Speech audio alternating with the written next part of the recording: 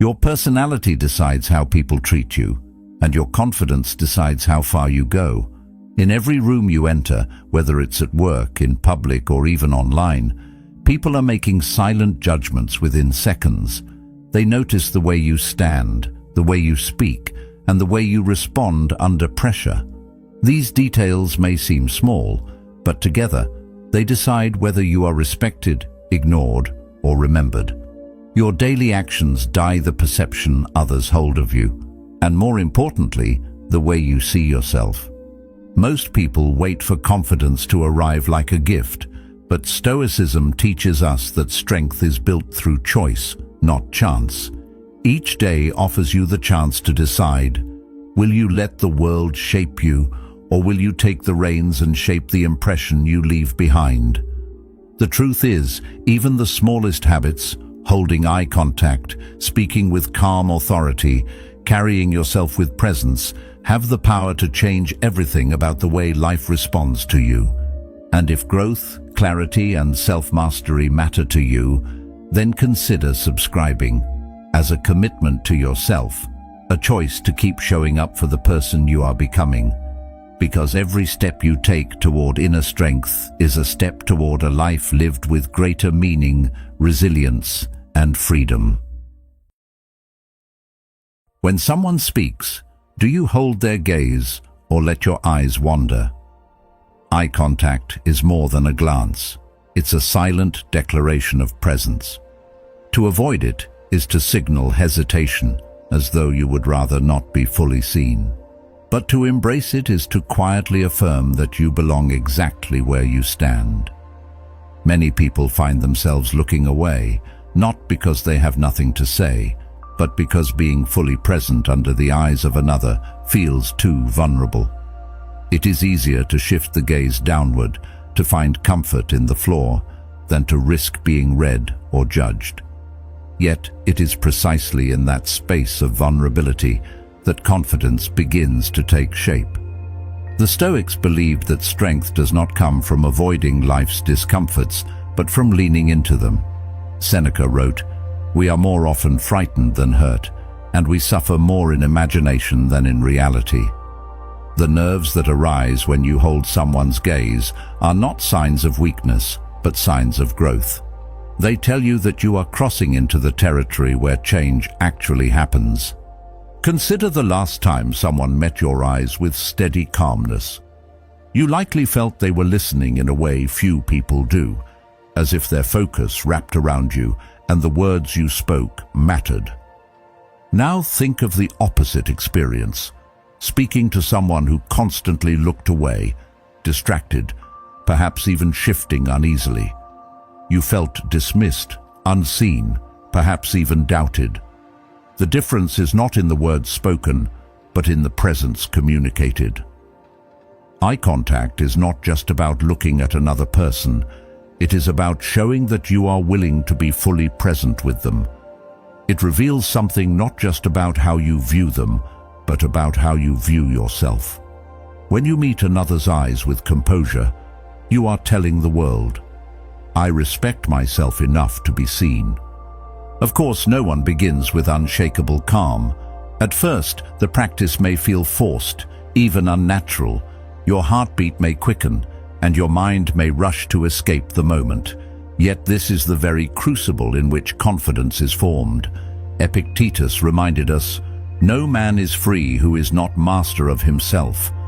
Mastery is not about avoiding what unsettles you, but about moving through it until it no longer controls you. To build the habit, you begin small. Hold eye contact for a few seconds longer than you normally would. Then allow a natural break before returning. Each repetition strengthens the muscle of presence, much like lifting a weight again and again slowly shapes the body. And here lies the deeper transformation. Eye contact teaches you to stay in the present. So often, the mind wanders into anxieties about how you appear or what you should say next. But when you keep your gaze steady, you anchor yourself in the moment. This anchoring shifts not only the interaction, but the way you feel about yourself. Marcus Aurelius once observed, "The soul becomes dyed with the color of its thoughts."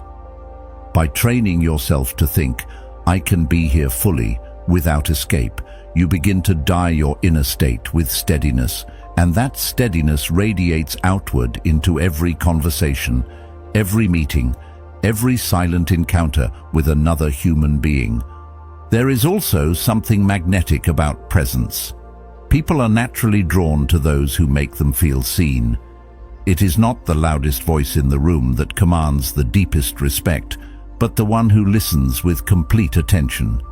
Imagine standing in a crowded space where voices overlap, distractions pull at every corner, and yet one person looks directly at you, calm and unwavering.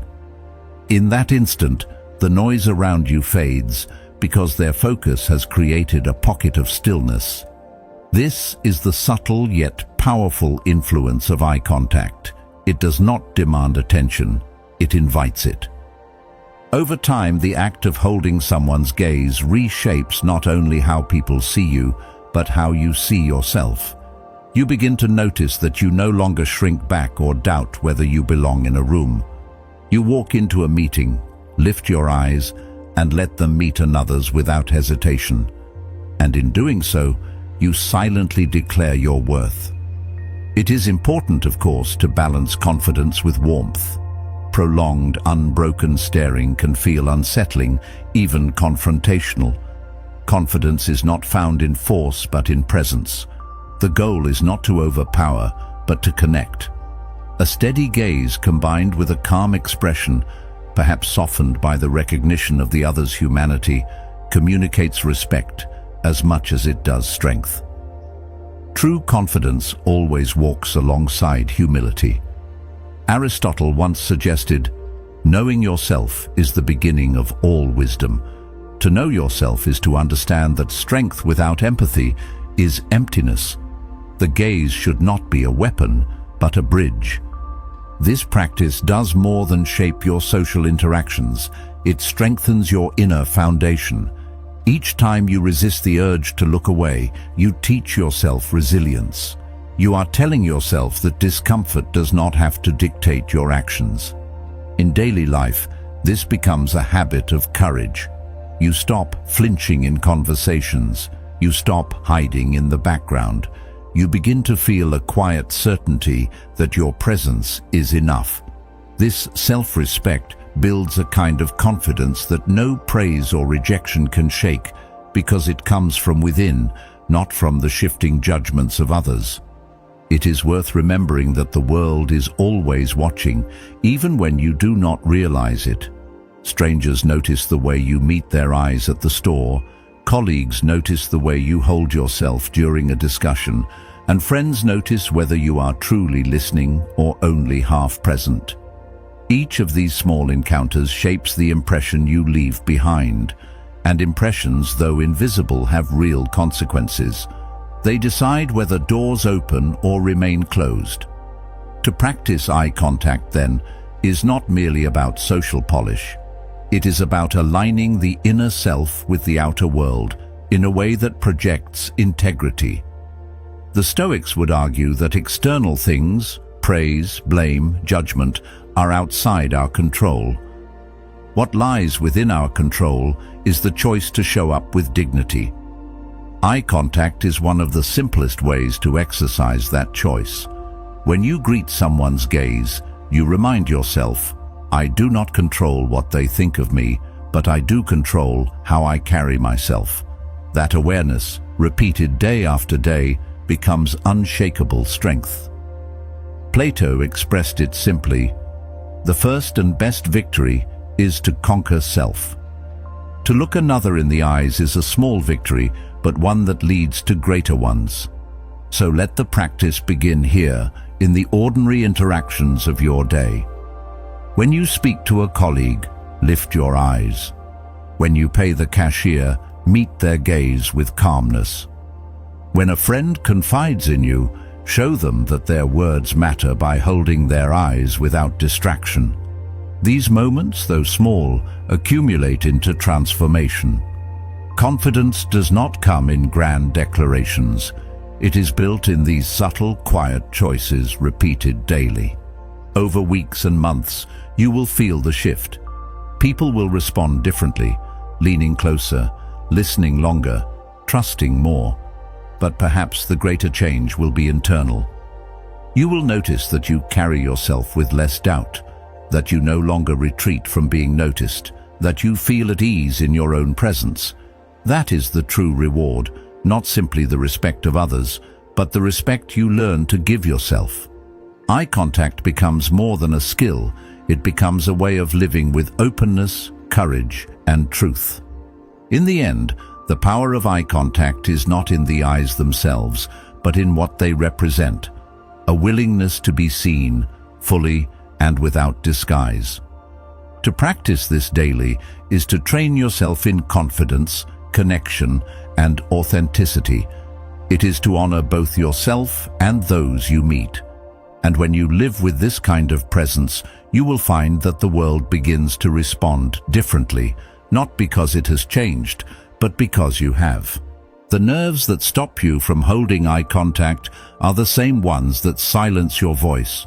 You know the feeling, your chest tightens, your thoughts rush, and yet nothing comes out. How many times have you swallowed an opinion because you didn't want to stand out, because silence seemed safer? At first it feels like self-preservation, but the truth is, each silence chips away at you. Every time you hold back, you reinforce the belief that your voice doesn't matter, that your perspective is somehow less valuable than the rest. And once that pattern takes hold, it shapes the way you carry yourself in the world. You become someone who hesitates instead of someone who acts. But when you do speak, when you push through the nerves, even if your voice trembles, you reclaim something powerful.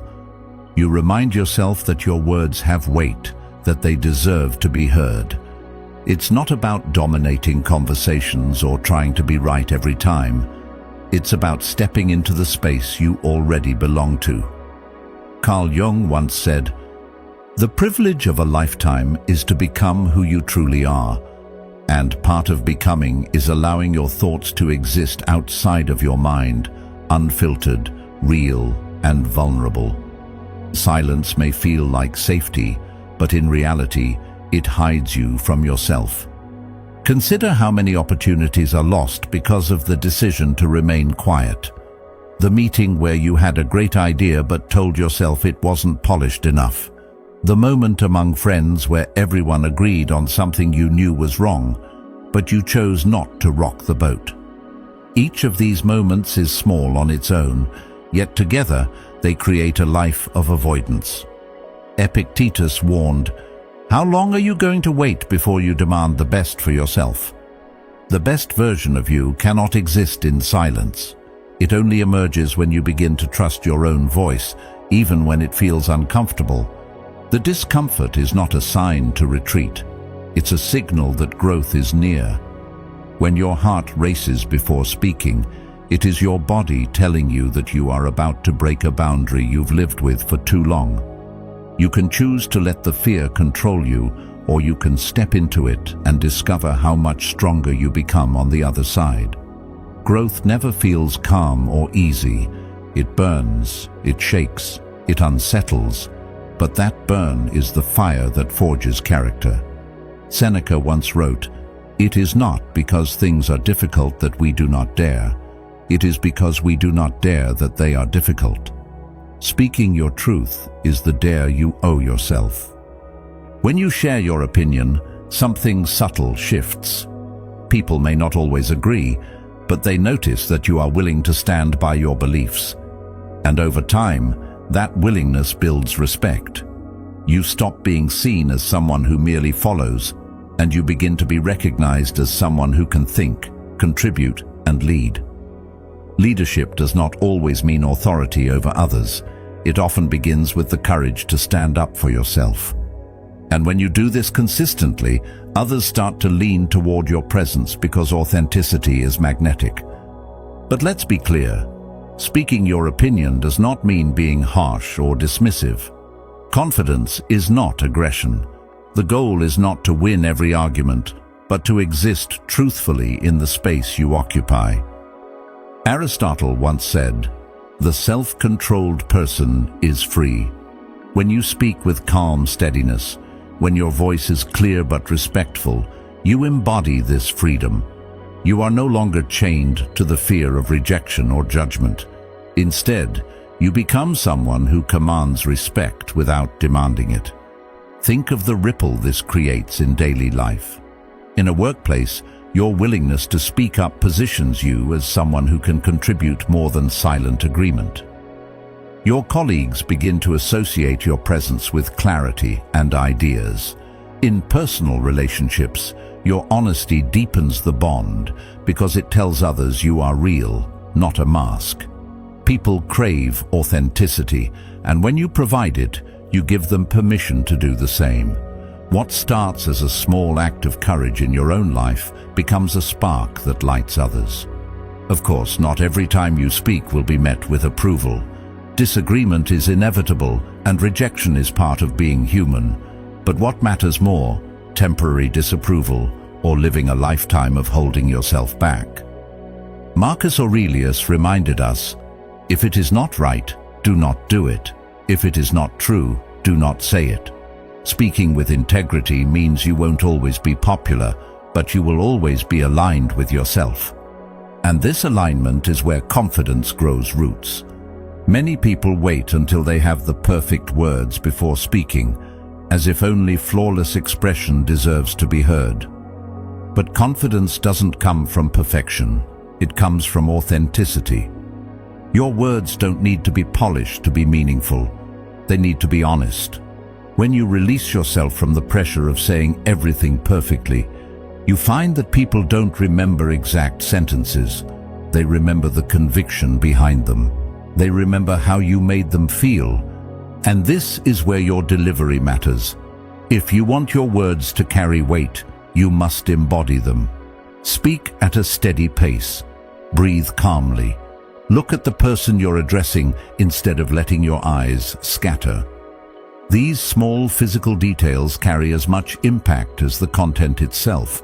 Presence and message together create resonance. Plato once observed, "Wise men speak because they have something to say, fools because they have to say something." When you speak with intention, you remind both yourself and others that your words are rooted in substance, not noise. There is another dimension to this habit that often goes unnoticed. Every time you choose to speak when silence would be easier, you strengthen your relationship with yourself. You begin to trust that you won't abandon your own beliefs when the moment becomes tense. That trust creates pride, not the boastful kind, but the quiet pride of knowing you stood by yourself. Over time, this shapes your identity. You stop thinking of yourself as someone who hides and start seeing yourself as someone who acts. Carl Jung called this process individuation, the journey of becoming whole.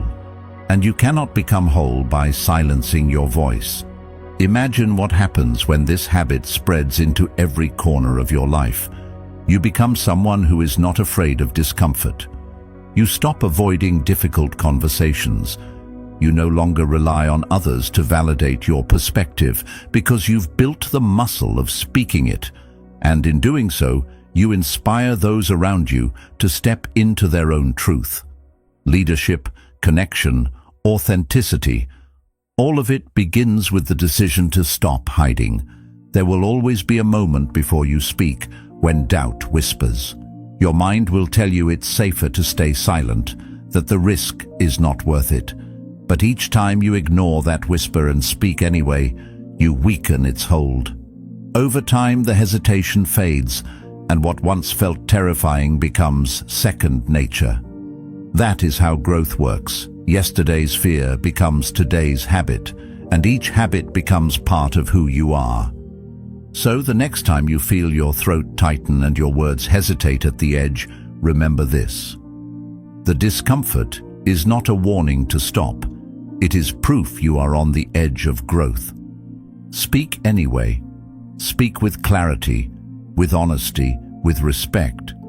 not because you need to prove yourself to others, but because you owe it to yourself to live fully seen. Each time you choose expression over silence, you are declaring, "My voice matters, my presence matters, and I will not hide." And when you repeat this enough day after day, you will find that confidence stops feeling like something you chase. It becomes the natural outcome of a life lived in truth. The world does not give it to you. You build it, one trembling but courageous word at a time. Think about the people you admire. They rarely wait to be noticed. They take the first step. A simple greeting, a genuine hello or good morning, carries more weight than most realize. It's not just politeness, it's a signal, a subtle declaration of presence. By greeting first, you set the tone before anyone else has the chance. You communicate without words that you are comfortable being seen, that you are engaged with the world around you. But it's not the words alone that make an impression. It's the way they're spoken, the sound, the energy, the presence behind them leaves a mark long after the moment has passed. Most people hesitate, waiting for someone else to acknowledge them. They look down at their phones, shift their posture, or pretend to be busy until another person initiates the connection. But this habit of passivity shapes how others view you. It suggests uncertainty, hesitation, or even disinterest. When you take initiative instead, you flip the script. You tell the world, "I am not here to hide in the background, I am here to engage." Marcus Aurelius once wrote, "Waste no more time arguing about what a good man should be one." In this context, his words remind us that instead of waiting for a perfect moment, you act. You take the first step that embodies confidence rather than merely imagining it. The beauty of greeting first is that it requires no grand gesture. You don't need a dramatic introduction or to dominate the space. All it takes is a few words paired with presence, but the effect is disproportionate to the effort. People remember how you made them feel. A warm, steady greeting can shift an entire interaction, even with strangers. It opens the door for connection and sets the foundation for trust. Carl Jung emphasized the importance of human connection when he said, "Loneliness does not come from having no people around you, but from being unable to communicate the things that seem important to you." Greeting first is the simplest form of communication, but it creates the bridge from isolation to connection. Imagine walking into a room where no one knows each other. The air feels heavy, full of hesitation. Everyone waits for someone else to break the silence. Then one person speaks up, "Hi, how's everyone doing?" Suddenly, the atmosphere shifts. Others smile, shoulders loosen, and conversations begin. That first greeting transforms the space from tense to approachable. It's not about being the loudest in the room. It's about being willing to be the spark that makes others feel at ease. Leadership often begins in moments as small as this. Of course, some hesitate to greet first out of fear of being ignored. There's a vulnerability in taking the initiative because it opens the door to rejection, however small. But confidence is not about controlling how others respond. It's about controlling your own actions. Whether someone responds enthusiastically or barely acknowledges you, the message you send to yourself is more important.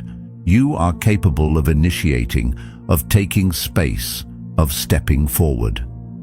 Epictetus once said, "It's not what happens to you, but how you react to it that matters." The simple act of greeting first is a training ground for this truth. You don't greet to guarantee a response. You greet to affirm your own presence. Greeting first also changes the way you carry yourself through the day. When you make it a habit, you stop moving through the world like a passive observer and begin engaging as an active participant. You notice people instead of ignoring them. You see opportunities for connection rather than reasons to retreat.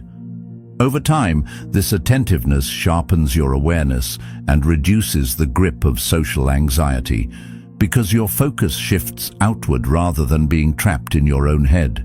The greeting becomes not just an action, but a mindset, a way of engaging with life directly.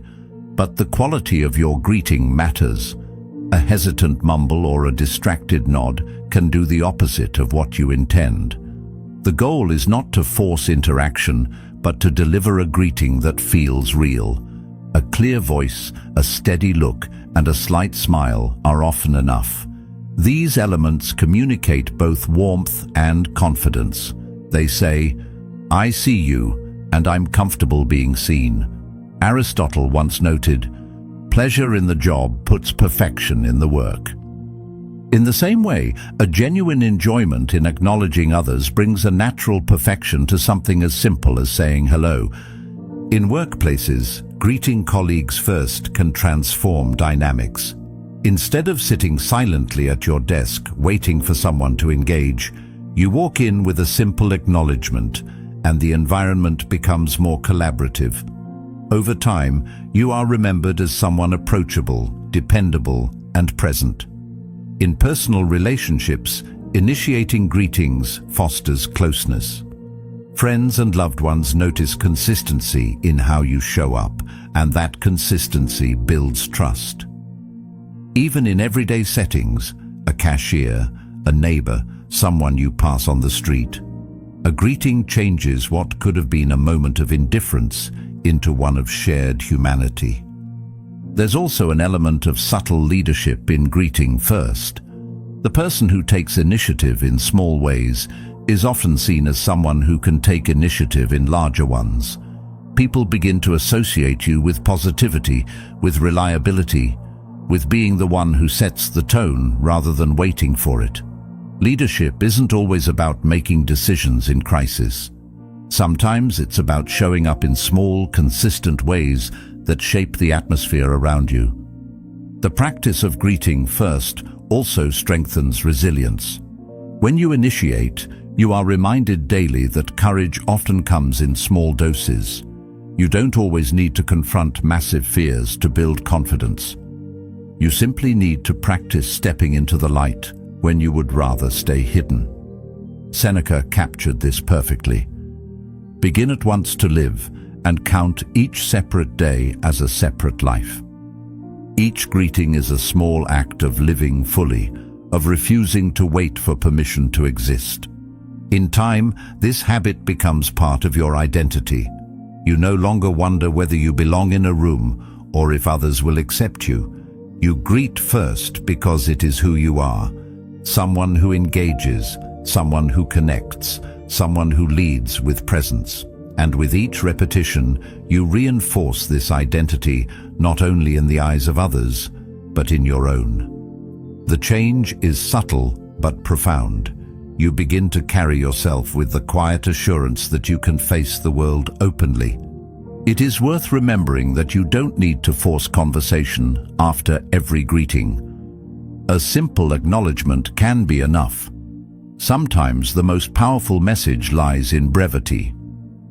"Good morning," paired with steady presence, can leave more of an impression than a stream of nervous chatter. What matters is that you acted, that you were willing to be the one who stepped forward first. This act becomes symbolic of how you approach life, as someone who engages rather than retreats, who leads rather than waits. Plato once said, "The beginning is the most important part of the work." Every interaction has a beginning, and when you choose to take that role, you claim the power to shape the direction it takes. Greeting first may seem small, but it is often the beginning of respect, of trust, of opportunity. And when practiced daily, it shifts not just how people see you, but how you see yourself. So, in the days ahead, make it a quiet mission. When you see someone, greet them before they greet you. Let your words be clear, your presence steady, and your intention genuine. Notice how the energy changes, how the atmosphere lightens, how you feel more engaged in your own life. Over time, you will discover that this simple act carries within it the seeds of transformation. Not because the world suddenly becomes easier, but because you have chosen to meet it first. You can say the right thing in the wrong tone and lose all respect. That's the strange thing about communication. People don't just listen to your words, they listen to how those words arrive. Your tone is like music beneath the language. It carries the weight of your confidence, or it exposes the cracks of your uncertainty. You can tell someone you're fine, but if your tone is rushed, sharp, or uneven, they will sense something else entirely. This is why tone matters so deeply. It's not decoration, it's the frame that holds your message upright. And when that frame is steady, people cannot help but take you more seriously.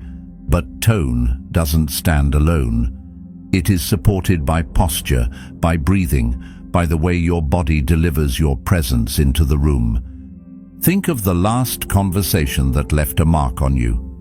Was it the exact words you remembered, or was it the tone that carried them? Perhaps someone spoke slowly and clearly, with a calm strength that made every sentence land. Or perhaps their words were hurried, their pitch uneven, and the meaning slipped away even though the vocabulary was right. The truth is, people rarely recall your phrasing. They remember the feeling you left behind. That feeling is shaped almost entirely by tone. As Aristotle once said, character may almost be called the most effective means of persuasion. Tone is character revealed in sound. It shows whether you are centered or scattered, whether your presence is grounded or shaken. The ability to control your tone begins with awareness. Most people have never truly listened to themselves. They speak quickly out of nerves, raise their voice without meaning to, or soften it so much that conviction disappears. If you recorded yourself in conversation, you might be surprised at the contrast between what you think you sound like and what others actually hear. That gap is where respect can be lost or gained. Carl Jung once noted, "Until you make the unconscious conscious, it will direct your life and you will call it fate." Unconscious habits of speech are exactly like this. Unless you bring them into awareness, they will shape your interactions in ways you don't intend, leaving you wondering why people don't take your words seriously. A calm, steady tone communicates far more than the surface of your words. It tells others that you are in control of yourself and, by extension, in control of the conversation. When a storm rises in a room, anger, disagreement, or stress, the person who keeps their tone level and composed becomes the anchor. People instinctively lean towards stability because stability feels safe. This is why leaders who speak with calm authority earn trust, while those who raise their voice unnecessarily breed resistance. The voice follows the breath, and the breath follows the mind. When you are anxious, your breathing becomes shallow, and your words rush forward in a torrent. When you slow your breathing, your voice naturally deepens and steadies, and your words take their time. This is why singers and speakers alike practice breathing techniques. It is the foundation of control. You don't need complicated exercises. A few steady breaths before you speak can shift your entire tone. This small act of regulation reminds your body that you are safe, which in turn projects safety and strength to others. People can feel it. They sense the difference between a rushed voice fighting for air and a grounded voice flowing with composure. Volume 2 tells its own story. Speak too softly, and it seems as though you doubt yourself, as though you're asking for permission to be heard. Speak too loudly, and it feels like you're trying to force authority rather than earn it. The balance is to project just enough to match the space you're in, clear, audible, and unhurried. Tone is also shaped by pace. People often rush through sentences because silence feels unbearable. They fear a pause will make them look unprepared. Yet the opposite is true. A pause used with intention gives words gravity. It allows your listener to absorb meaning instead of chasing your breath. Emotions are where tone is most tested. Anger sharpens the pitch. Frustration speeds up the pace. Excitement makes words tumble. But true confidence is measured not in calm moments, but in how you handle emotional intensity. The one who keeps a steady tone when the room heats up commands more respect than the one who shouts. People hear steadiness as strength. Seneca once wrote, "No man is more unhappy than he who never faces adversity, for he is not permitted to prove himself." The same is true of tone. It is in moments of emotional adversity that you prove your presence. Anyone can sound calm when nothing is at stake. It is the one who stays calm under pressure who becomes unforgettable. Think about arguments. Often people don't respond to what you're saying, they respond to how you're saying it. A sharp, impatient tone invites defensiveness, even if your words are reasonable. A calm, measured tone invites dialogue even in disagreement. This is why controlling tone can transform not just how people perceive you, but how effectively you connect with them. Words carry logic, but tone carries trust. And without trust, logic rarely finds its way to the heart. The way you use tone also shapes how people remember you. Long after a conversation, they may forget your sentences, but they won't forget whether you sounded grounded or scattered, respectful or dismissive. Tone leaves an emotional imprint that lingers. This imprint becomes your reputation. If people associate your voice with steadiness, they will instinctively approach you with respect. If they associate it with irritation or nervousness, they will avoid unnecessary interaction. Over time, this reputation builds a feedback loop that either opens or closes doors in your life. To improve your tone, observe those who master it. Great speakers, leaders, or even that one calm colleague who commands attention without raising their voice. Notice how they pace themselves, how they balance warmth with firmness, how they use pauses to highlight meaning. Then practice, not by mimicking their style, but by integrating these lessons into your own authentic voice. Aristotle described virtue as a balance between extremes, and tone is no different.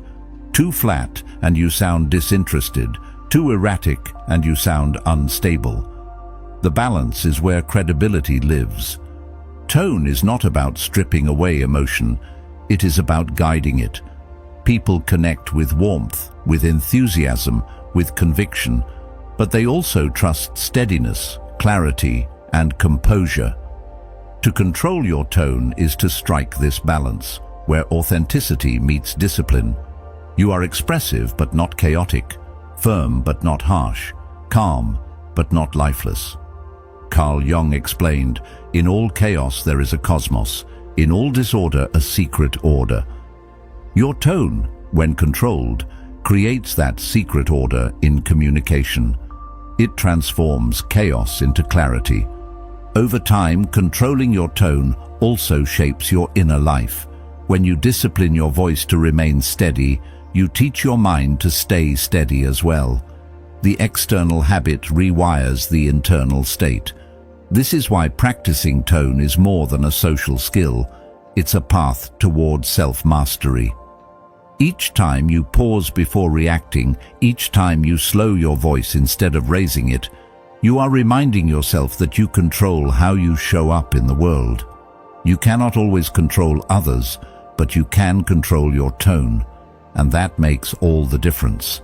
So the next time you speak, whether it's to a friend, a colleague, or a stranger, notice the music beneath your words. Let your breath steady you.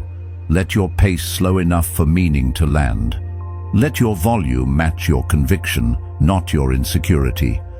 Speak as though your voice is the frame of your presence, because it is.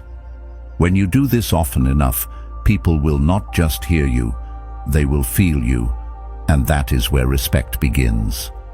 Restless movements betray restless thoughts. You've seen it before. Someone pacing back and forth, shifting their weight from one foot to the other, fiddling with their clothes, or tapping their hands without even realizing it. These small habits may feel harmless, but they broadcast nervous energy louder than any word could. People notice, and when they notice, they instinctively place less weight on what's being said because the body is telling a different story than the voice. Standing still when you speak, however, changes everything. It anchors the room. It brings a quiet authority that makes people lean in, not because you're forcing them to listen, but because they sense certainty radiating from you. Stillness is magnetic. It communicates control without having to declare it. But control isn't proven when things are easy. Anyone can appear composed when life is calm, when the conversation is light, and the pressure is low. True control is revealed in the daily discomforts, the tense meeting, the disagreement with a friend, the presentation where eyes are fixed on you. In those moments, restlessness rises like a tide, pushing you to escape through unnecessary motion. Yet, if you can resist that pull and remain still, you communicate something profound. I am here, and I am unshaken. Seneca once wrote, "We are always complaining that our days are few and acting as though there would be no end of them." Stillness is a way of reclaiming those fleeting moments, of acting with purpose rather than scattering your energy. When you stand grounded, you create a presence that others can feel. Think about the most compelling speakers or leaders you've observed. Many of them didn't move constantly. They didn't rush across the stage or wave their hands wildly. Instead, they channeled their energy into stillness, into a posture that said, "I belong here." Every movement they did make was intentional, not accidental. That intention is what gives power to gestures. Without stillness, gestures lose their meaning, becoming noise instead of emphasis. Aristotle once said, "The aim of the wise is not to secure pleasure, but to avoid pain." In this context, the pain is the restlessness of distraction, and the wise aim for composure, where even silence and stillness carry more strength than 1,000 unnecessary motions. This does not mean becoming stiff or robotic. True stillness is not about freezing the body, but about grounding it. Your feet planted firmly, your shoulders relaxed, your arms resting naturally until they are needed.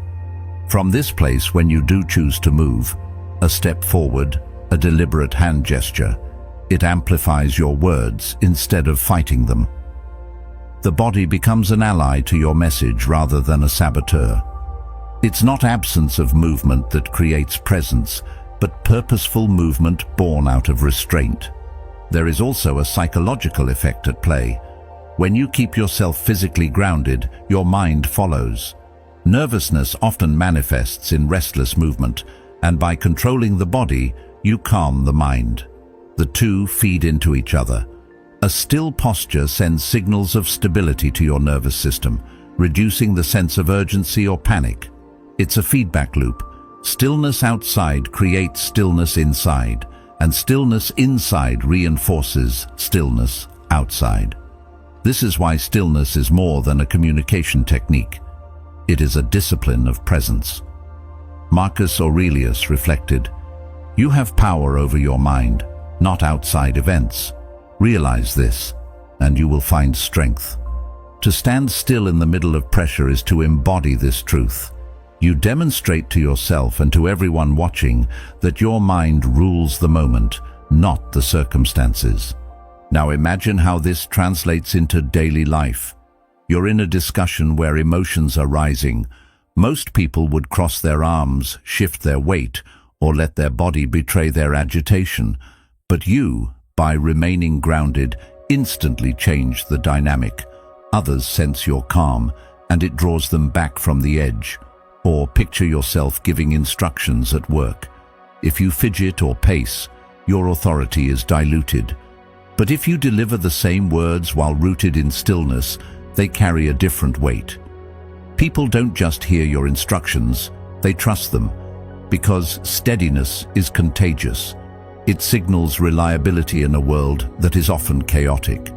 This steadiness also extends beyond how others perceive you. It reshapes how you perceive yourself. Each time you resist the urge to scatter your energy through motion, you strengthen the belief that you are in control. Confidence is not simply about how others treat you, it's about how you treat yourself in the mirror of your own actions. When you see yourself standing tall, unmoved, you reinforce the image of someone capable, resilient, worthy of respect. One of the overlooked powers of stillness is its ability to shape silence. When you speak and then pause, without moving, without fidgeting, you give weight to the silence itself. That pause becomes part of the communication. It tells the listener that your words deserve space. It also tells them that you are not rushing to escape the moment. Silence, coupled with stillness, is often more persuasive than endless streams of speech. Stillness can also be a mirror. People sense what you project, and they often reflect it back. If you are jittery, they grow restless. If you are calm, they grow calmer. This mirroring effect makes stillness a subtle form of leadership. Without saying a word, you guide the energy of the space. Over time, this becomes part of your reputation. You are remembered as the person who doesn't lose control under pressure, the one who can be trusted to bring steadiness when others falter. This kind of respect is not demanded, it is earned through consistency, through showing up as a calm anchor again and again. But cultivating stillness is not easy. It requires practice in small, ordinary moments. Start in simple conversations. Notice when you feel the urge to move unnecessarily. Resist it. Keep your feet planted, your body calm, and your presence focused. Each small victory builds the habit. Over time, it becomes second nature. What once felt like conscious effort transforms into effortless presence. The discipline of stillness becomes part of who you are, not something you have to force. As Socrates advised, the first and greatest victory is to conquer yourself. Each moment of stillness is exactly that, a small but profound victory over restlessness. And this practice doesn't just affect how you interact with others, it shapes the way you approach life itself. Restlessness in the body often reflects restlessness in the soul. By cultivating stillness when you speak, you begin to cultivate stillness in your decisions, in your reactions, in your very way of being. You no longer rush to fill every silence, to fix every discomfort, to escape every pressure. Instead, you learn to stand present, to hold your ground, and to let your actions come from a place of clarity. This kind of presence not only commands respect, but creates peace. Over time, the habit of stillness gives you something that cannot be faked: gravity. People feel it when you walk into a room. They may not be able to name it, but they sense it. You carry yourself as someone rooted, someone who does not scatter at the first sign of discomfort. And that gravity changes how others respond. They listen more closely. They interrupt less often. They remember what you said because it was delivered with composure. This is how stillness shapes influence. It is subtle, but undeniable. So, the next time you speak, pay attention not only to your words, but to the body that carries them. Stand grounded. Let your stillness be the frame that gives your message weight. Resist the urge to fill every gap with movement. Let silence and stillness work for you. In a world that is constantly rushing, fidgeting, and distracting itself, your calm presence will stand out like a lighthouse in the storm. And when you cultivate that presence day after day, it will not only change how others see you, it will change how you see yourself. Every time you skip a difficult task, you reinforce the belief that you're not ready. It doesn't matter if the task is as small as making a phone call you've been putting off, or as significant as confronting someone about a lingering issue. The decision to avoid it whispers the same message: I can't handle this. And when you listen to that whisper long enough, it becomes part of your identity. You start seeing yourself as someone who hesitates, someone who waits for conditions to be perfect before moving forward.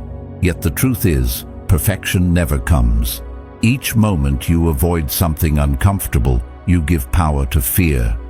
But every time you choose to face it, even in a small way, you reshape your identity into someone who acts. The pattern of avoidance can feel safe, but it carries a heavy cost.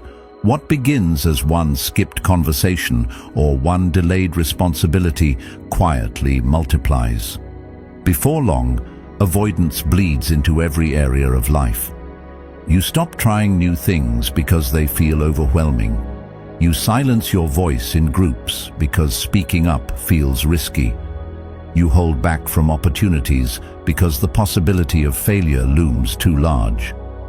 Avoidance may protect you from immediate discomfort, but it steals growth in the long term. Carl Jung once said, "What you resist persists." The very things you run from take root and grow stronger, following you until you can no longer ignore them. But something changes when you decide to face what you've been avoiding. It doesn't have to be dramatic. It doesn't have to be flawless. It simply has to be deliberate.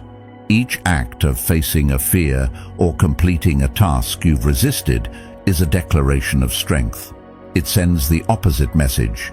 I may feel nervous, but I can handle this. Over time, these declarations build a new identity. You stop seeing yourself as fragile and begin seeing yourself as capable. Seneca reminded us, "Difficulties strengthen the mind, as labor does the body." What challenges you isn't meant to destroy you, it's meant to sharpen you. The mistake many people make is believing that courage means never feeling afraid. But fear doesn't vanish simply because you will it away. The nerves may still shake your hands or quicken your heartbeat. Courage is not the absence of fear, it's the decision to act despite it. When you face the task you've avoided, the fear begins to lose its grip. The first attempt may feel overwhelming, but the second feels slightly lighter. And by the 10th, you may wonder why you were ever afraid in the first place. This process is how you rewire your relationship with fear. You stop treating it as a wall and begin treating it as a doorway. And yet, action itself must carry clarity. If you face a task only to rush through it with panic, you miss the deeper lesson. Avoidance isn't broken by chaotic bursts of effort. It's broken by deliberate, steady engagement. When you slow down, you bring awareness to the process. You teach yourself not just that you can act, but that you can act with intention. Think about the daily tasks people often put off. The phone call to schedule a doctor's appointment, the honest conversation about boundaries in a relationship, the project sitting half-finished on the desk. These things may seem trivial compared to life's grand challenges, but it is in the small things that habits are forged. Every time you push yourself to complete one of these avoided tasks, you're proving to yourself that discomfort is not stronger than you are. And once you build that muscle in small areas, you find it easier to apply the same mindset to larger ones. The impact extends beyond personal growth. When others see you taking on what is difficult instead of running from it, their respect deepens. People instinctively trust those who lean into challenges because it signals reliability. At work, it means colleagues know you won't drop responsibility when things get tough. In friendships, it means people can depend on you to have honest conversations rather than retreat into silence. And in your own heart, it means you can depend on yourself, a form of self-respect that no external praise can match. Epictetus once said, "First say to yourself what you would be, and then do what you have to do." Facing avoidance is the doing that turns an ideal into a reality. Of course, not everything you avoid is rooted in laziness. Sometimes avoidance grows from perfectionism, from the fear that if you can't do something flawlessly, it's better not to do it at all. But this belief is poison. It traps you in a cycle where nothing gets finished because nothing meets the impossible standard. Facing what you avoid means accepting imperfection. It means starting the task even when the outcome is uncertain, because progress matters more than perfection, and with each step you reclaim power. Avoidance makes life feel smaller, as though the walls are closing in. Facing what you avoid expands your world. It restores choice, agency, freedom. You realize that most of the pain wasn't in the task itself, but in the anticipation of it. The mind built a monster far larger than reality. Once you face it, the monster shrinks, and you wonder why you ever gave it so much power. Jung's insight lingers here. The things we resist are the very things that rule us until we confront them. By facing them, we step back into ownership of our lives. This doesn't mean you need to tackle everything at once. The process can be gradual. Start with something small that you've put off, even if it seems insignificant. Prove to yourself that you can finish it. Then move on to something larger. The point isn't to conquer everything in a day, but to build a rhythm of action. Like exercising a muscle, the strength grows over time. What feels overwhelming today becomes routine tomorrow. And as you build this rhythm, you notice a shift in how you see yourself. Confidence stops feeling like a distant ideal and becomes part of your identity. Facing what you avoid also builds resilience. Life will always bring unexpected challenges, events you didn't plan for, difficulties you never imagined. If you've built the habit of confronting small discomforts daily, you'll be ready for the larger storms when they arrive. Instead of collapsing under pressure, you'll recognize the feeling of resistance and know how to move through it. Seneca advised, "A gem cannot be polished without friction, nor a man perfected without trials." Avoidance removes friction, but it also removes growth. Facing discomfort polishes you into someone sharper, stronger, more resilient.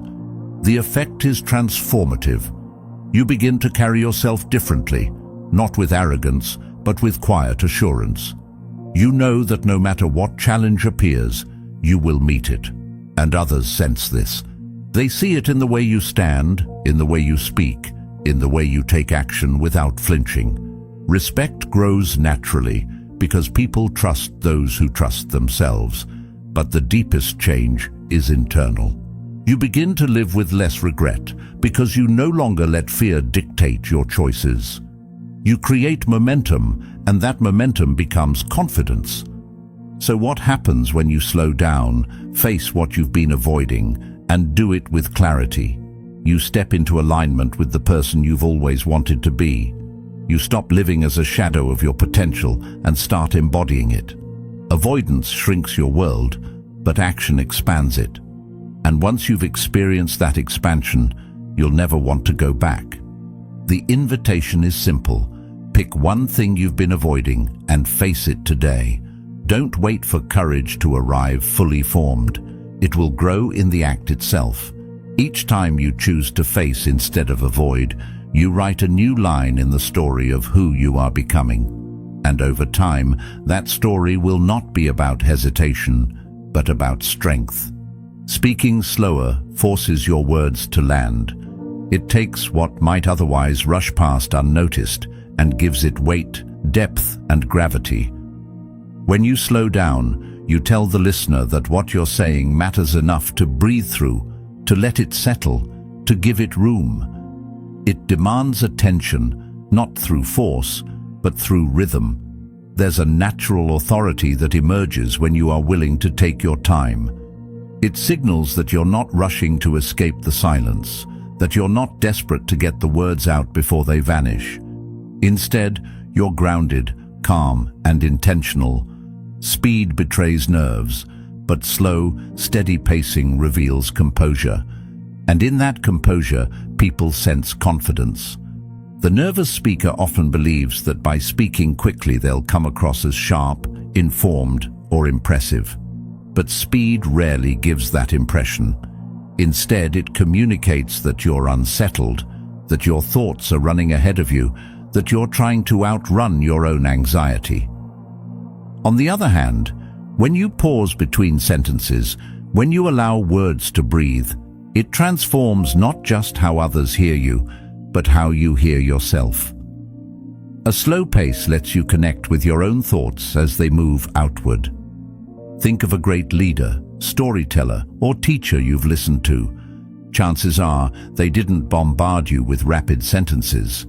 Instead, they spoke at a pace that made you lean in. Each word felt considered, each phrase felt chosen. Their slowness didn't drag, it carried weight. You weren't impatient, you were engaged. Why? Because silence between words is not emptiness, it's a presence of its own. Marcus Aurelius once said, "The silence is the element in which great things fashion themselves together." When you speak slowly, you wield silence as a tool. You turn pauses into emphasis, giving your message more force than speed ever could. There's also a deep respect hidden in slow speech. When you slow down, you're not just thinking of yourself, you're thinking of the listener. You're giving them time to absorb, reflect, and respond. Too many conversations today are battles of overlapping voices where no one is truly listening because everyone is racing to get their turn. But a slower pace disrupts this cycle. It forces both sides to inhabit the moment more fully. Thoughtful pacing makes room for thoughtful response. It tells the other person, "I value this exchange enough not to rush through it." Slowing down also creates a stronger impression. People may forget the details of a quick explanation, but they remember the feeling of being spoken to with clarity. When your pace is measured, your words become easier to recall. A rushed voice leaves fragments, a steady voice leaves echoes. Epictetus reminded us, "We have 2 ears and 1 mouth, so that we can listen twice as much as we speak." A slow rhythm honors this principle. It allows listening to take its rightful place in the conversation because your words are spaced in a way that invites attention. There is a hidden psychological benefit too. Speaking slower keeps you calm. When you rush, your breath shortens, your heart speeds up, and anxiety feeds on itself. But when you slow your pace, your breathing steadies. You take in more air, your voice deepens, and your body begins to relax. This physiological shift not only changes how you feel, but how others perceive you. They sense the steadiness in your voice and unconsciously mirror it, making the interaction smoother, less tense, and more productive. And then there are the questions. The true weight of slow words reveals itself here. When you give space in your conversations, you make room for something powerful: inquiry. A thoughtful question spoken with intention can change the course of a dialogue. When you ask someone not just, "How are you?" but "What's been on your mind lately?" and you deliver it slowly, without rushing, you create space for honesty. You show that you're not just asking out of habit, but out of care. The art of slow words also protects against miscommunication. How often do arguments flare up, not because of what was said, but because of how quickly it was thrown out? Words fired too fast can sound harsher than intended. But when you slow down, you give yourself the time to align your intention with your delivery. Seneca advised, "Speech is the index of the mind." If your speech is rushed, scattered, and frantic, it reflects a restless mind. Slow, deliberate words reflect a mind that is clear, intentional, and aligned. In professional settings, this discipline becomes even more critical. Imagine presenting an idea at work. If you rush through it, colleagues may struggle to keep up, dismissing your thoughts as unformed or unclear. But if you speak with steady pacing, pausing at key points, your idea feels more considered, more credible. Even if the content is the same, the delivery changes how it's received. Authority often has less to do with what is said and more to do with how it is said. But beyond professional gain, there's a personal transformation that happens when you embrace slow words. You begin to live differently. The same patience you practice in speech spills into the rest of your life.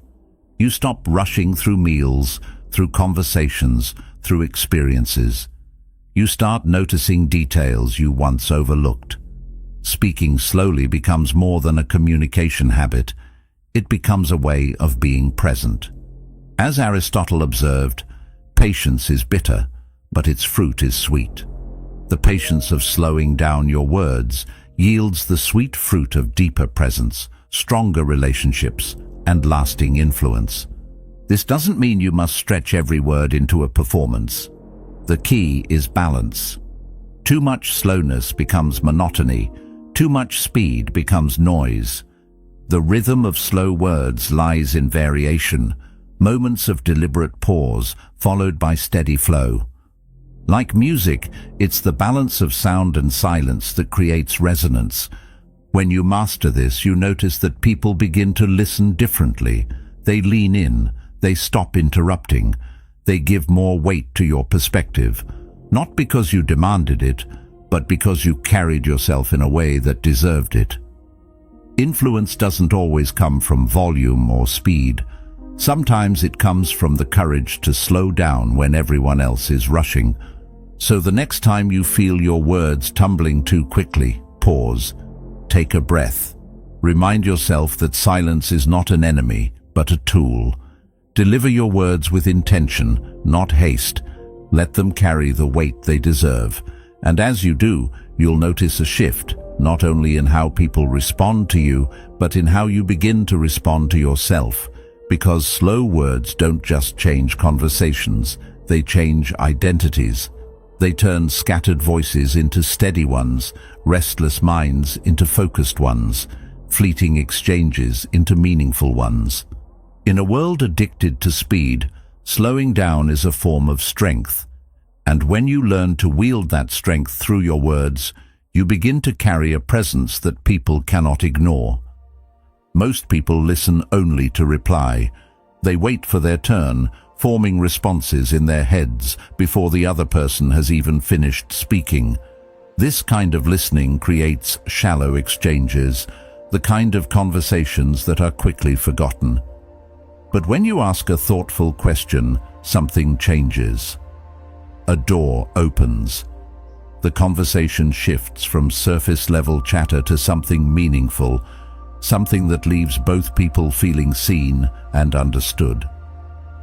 A good question is not just about gathering information, it's about creating connection.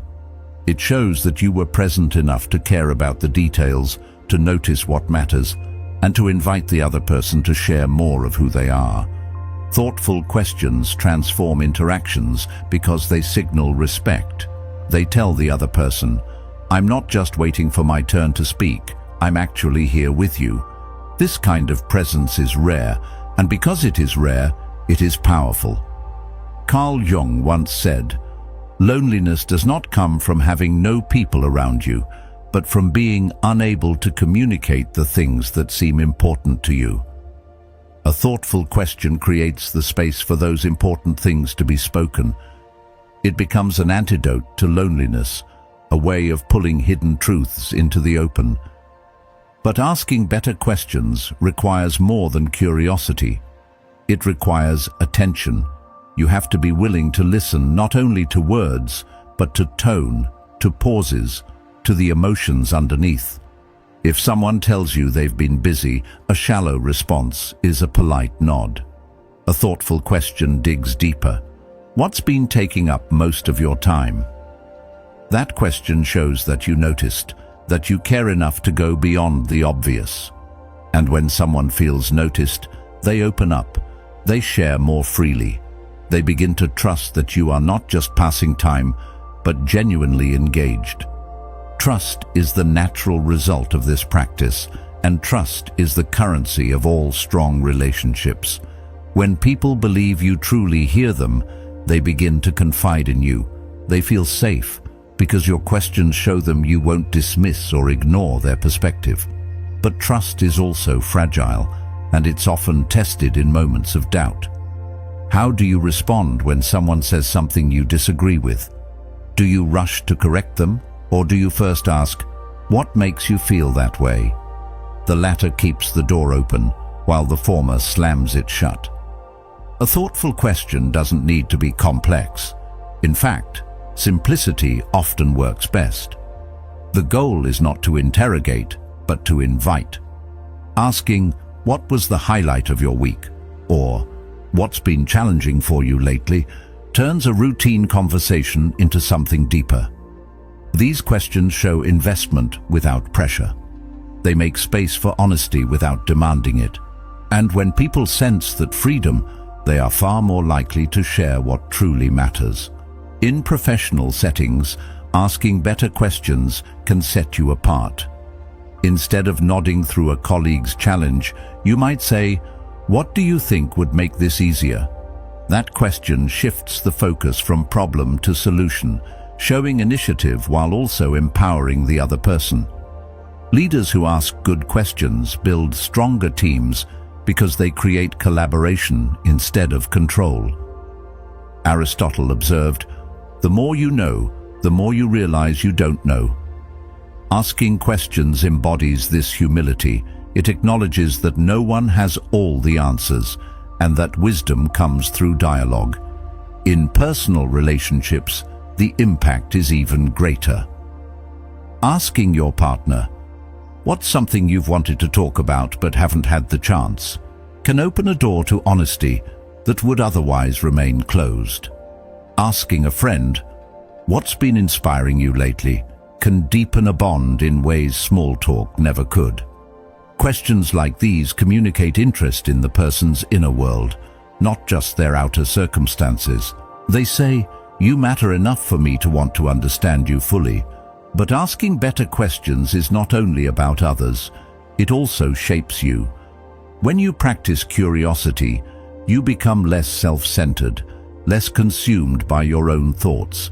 You begin to notice details you once overlooked.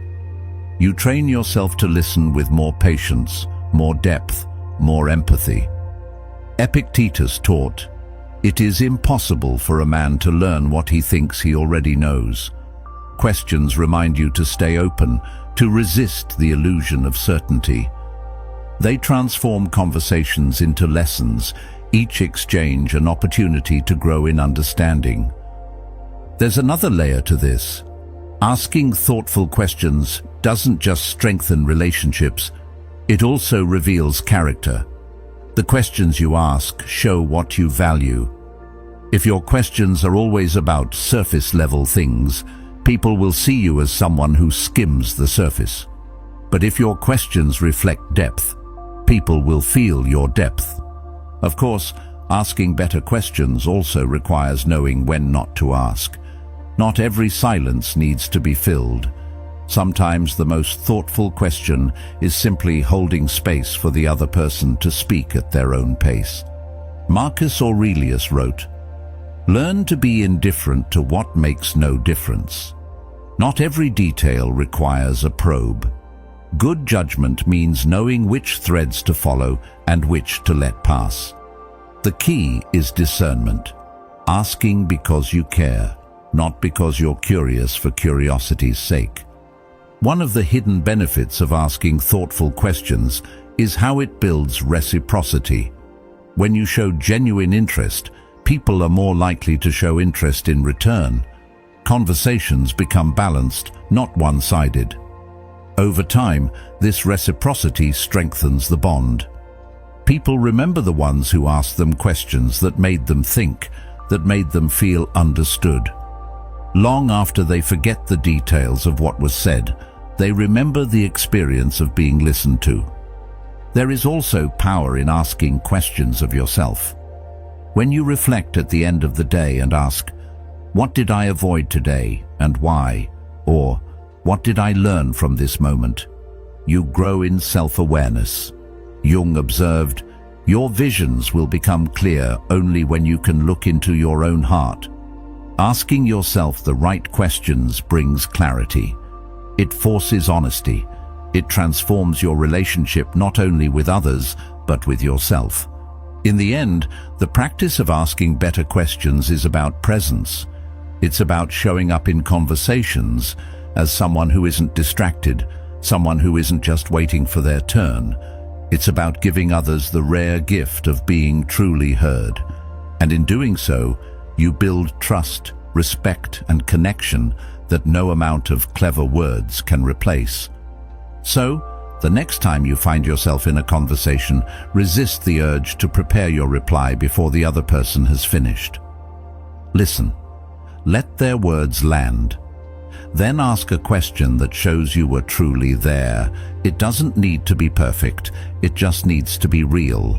Because when you ask better questions, you don't just change the conversation, you change the relationship. And when you change enough relationships, you change the way you move through the world. At some point, someone will question your ability.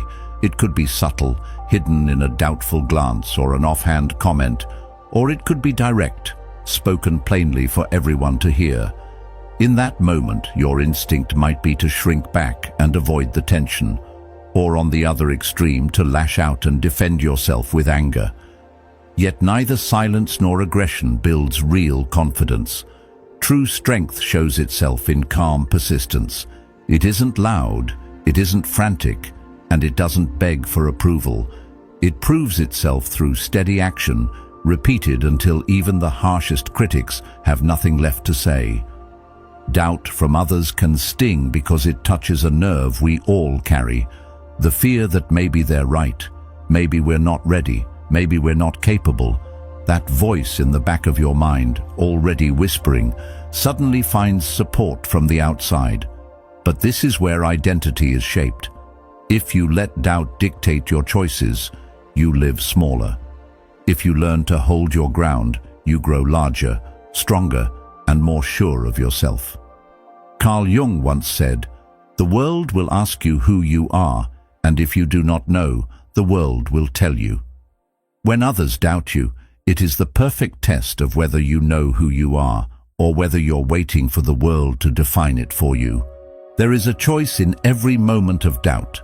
You can crumble under it, or you can use it as fuel.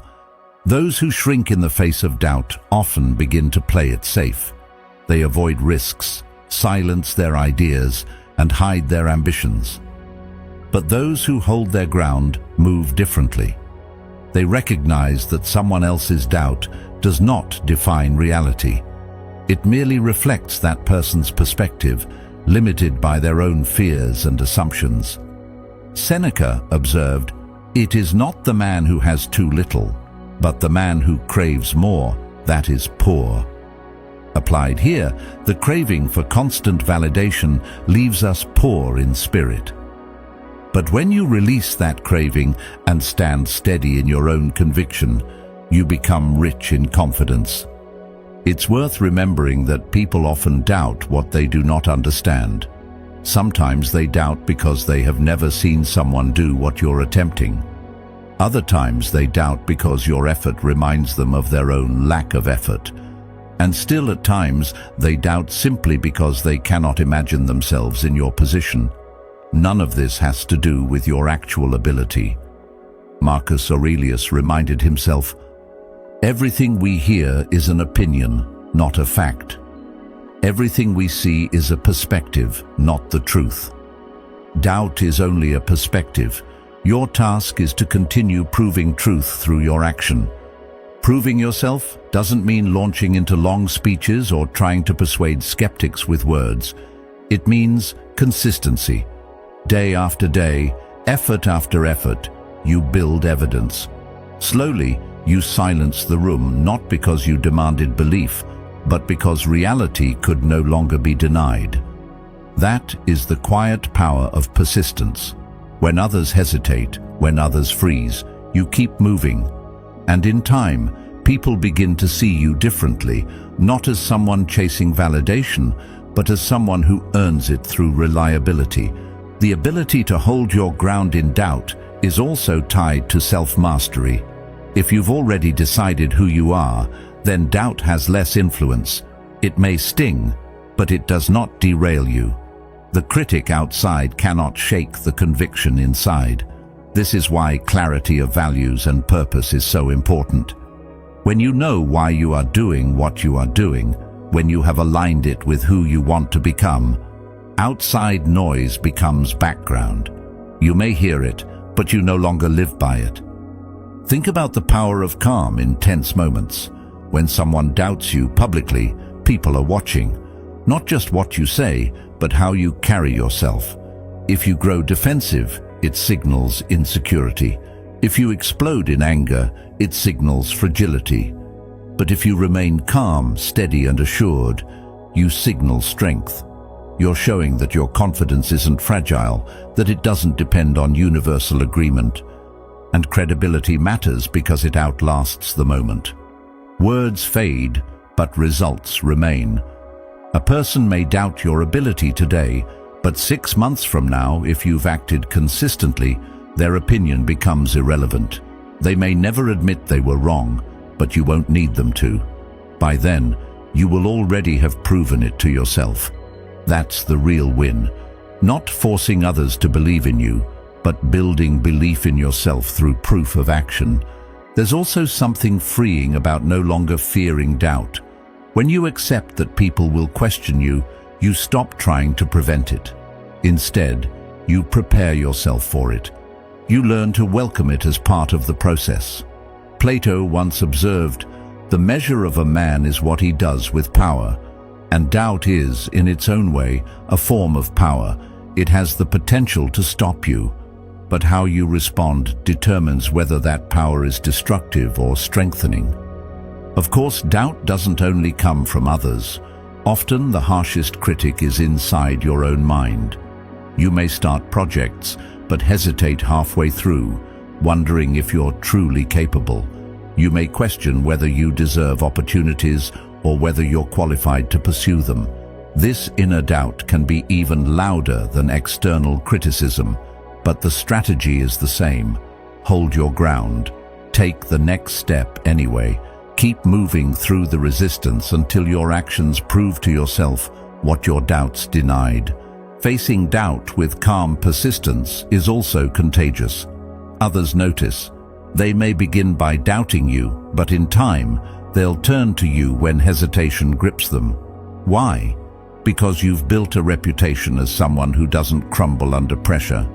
Someone who doesn't flinch when questioned. Someone who moves forward even in uncertainty. That kind of steadiness makes people trust you, follow you, and rely on you. Holding your ground in the face of doubt doesn't mean being stubborn in every situation. Wisdom is knowing when the doubt points to a real weakness you should work on. Confidence is not about ignoring feedback. It's about discerning whether the doubt is based on truth or projection. If it's truth, you grow from it. If it's projection, you move past it. Both require steadiness, not panic. Both require the humility to learn and the courage to persist. And over time, this practice of holding your ground shapes identity. You stop fearing whether people will approve of you because you no longer depend on their approval. You stand because you've chosen to, not because others allow it. And when you live this way, you walk into rooms differently. You speak differently. You carry a presence that says, without words, I know who I am, and I'm not shaken by your doubt. So when the moment comes, and it surely will, when someone questions your ability, resist the instinct to shrink or explode. Instead, stand steady. Meet the doubt with persistence, not panic. Let your actions accumulate like stones building a foundation. With each one, you'll rise higher until the voices of doubt are drowned out by the strength of what you've built. And in the end, the most important voice, the one inside you, will no longer whisper fear, but certainty.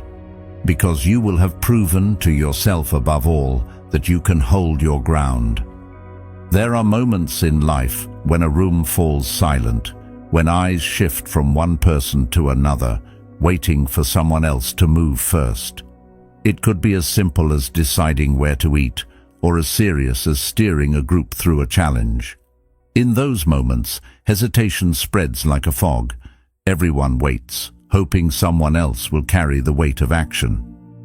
Leadership begins here, not in grand speeches or titles, but in the decision to step forward when others remain still. To take that first step is to claim authority, not the kind that demands recognition, but the kind that quietly demonstrates strength. True leadership is not just boldness in dramatic moments. It is consistency in the everyday. It shows itself in the way you carry yourself when no one is watching, in the way you choose clarity over confusion, in the way you bring calm where there is uncertainty. Aristotle once said, "The true test of a man's character is what he does when no one is watching." The same is true of leadership. It isn't only about visible victories. It's about the discipline of presence in ordinary moments, the willingness to own responsibility when it would be easier to remain passive. What most people don't realize is that hesitation has a gravity to it. When no one acts, the weight of inaction grows heavier. A decision left hanging becomes more intimidating by the second. That's why the one who breaks the silence, the one who initiates the first movement, often becomes the natural leader. Not because they had the perfect plan, but because they had the courage to move before certainty arrived. It's tempting to believe leadership means always having the answers, but that belief is misleading. Leaders are not defined by perfect solutions. They are defined by their willingness to start, to risk being wrong, to carry the group into action, rather than leaving them stranded in stillness. Think about how this looks in daily life. In a workplace, everyone hesitates when a problem arises. Fear of being wrong keeps mouths shut and hands lowered. But the one who suggests a direction, even tentatively, transforms the silence into a path forward. In friendships, hesitation often appears in the form of avoiding tough conversations. No one wants to bring up what needs to be said, but the person who does, with calm and honesty, leads not because they dominate, but because they care enough to move past the paralysis of silence. The beauty of stepping forward in uncertain moments is that it shapes not just how others see you, but how you see yourself. Every time you push through hesitation, you prove to yourself that you can bear the weight of responsibility. Confidence is built less from thinking about action and more from acting when the urge to hold back is strongest. Leadership in hesitation also requires calm. Anyone can rush into movement with frantic energy, but real authority comes from composure. Others notice the difference between someone who panics and someone who steps forward with steadiness.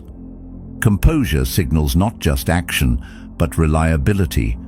Epictetus advised, "No great thing is created suddenly." Leadership is not about rushing, it's about choosing deliberately, even if the choice is imperfect. The steadiness of your presence matters as much as the decision itself. Over time, those who consistently lead in moments of hesitation become anchors for the people around them. When uncertainty rises, eyes naturally turn to them, not because they are always right, but because they are always willing. That willingness is rare, and because it is rare, it becomes invaluable. People gravitate to those who make them feel safer in uncertainty. They may not remember every word you said, but they will remember that you acted when no one else would. But it's also important to understand that leading in hesitation does not mean controlling every situation. Leadership is not about silencing others or forcing your ideas. It's about creating momentum and then inviting others into it. A true leader breaks the stillness with action, then opens the door for collaboration. This is why humility is so central to lasting leadership. If you step forward only to dominate, you might gain temporary control, but you lose trust. If you step forward to guide and include, trust grows stronger with every moment. In personal growth, leading in hesitation becomes a powerful mirror. Every time you choose to act when fear tempts you to wait, you remind yourself that you can be trusted with your own life. This self-trust builds resilience. It allows you to handle setbacks without collapsing. When you've seen yourself move in hesitation before, you know you can do it again. The muscle of courage grows stronger with repetition. Aristotle noted, "Courage is the first of human qualities, because it is the quality which guarantees the others." Without courage, hesitation rules you. With courage, every other virtue, patience, honesty, persistence, becomes possible. And as you build this habit, you will notice something profound. You begin to live differently. You stop waiting for others to decide for you. You stop depending on perfect clarity before moving forward. You embrace the truth that clarity often comes after the first step, not before it. Life opens to those who lead in hesitation, because they are the ones who create movement, and movement is what shapes destiny. So when you find yourself in that familiar silence, when the air is thick with hesitation and no one wants to move first, remember this: leadership does not wait. It does not beg for certainty. It does not hide in comfort. Leadership begins with the courage to step forward, to risk, to act when others freeze. And each time you do, you shape not only the course of the moment, but the course of your life. The way you enter a room matters more than most people realize. Before you ever say a word, people have already started forming impressions. If you drag your feet, slump your shoulders, or move without energy, you send a message of hesitation. You make yourself invisible even while standing in plain sight. But if you walk with upright posture, steady rhythm, and quiet assurance, something shifts. People notice you without even knowing why. It's not arrogance, not an attempt to demand attention. It's simply the natural presence that comes from carrying yourself with intention. Presence doesn't begin when you open your mouth. It begins with the way you step into the space. Human beings are wired to read body language long before they process words. Long ago, our ancestors relied on these subtle signals to decide if someone was a threat, a leader, or someone safe to follow.